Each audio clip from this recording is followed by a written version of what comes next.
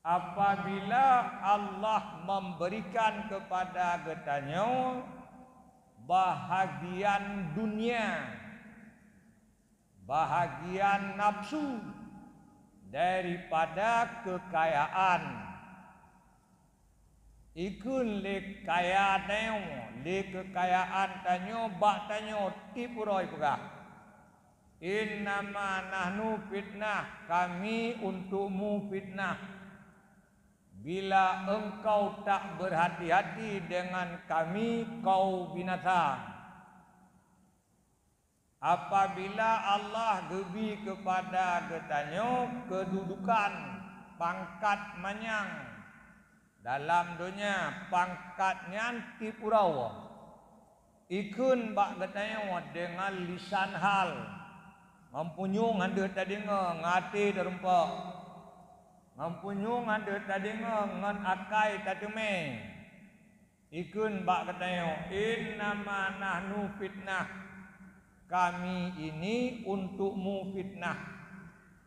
Kalau engkau tidak hati-hati, kau binasa dengan sebab kami. Ubina yang Allah bi kepada getanya daripada bulung nafsu itu adalah fitnah. Dan ji ipegah bak tanyo sampai tip urawa, tip malam.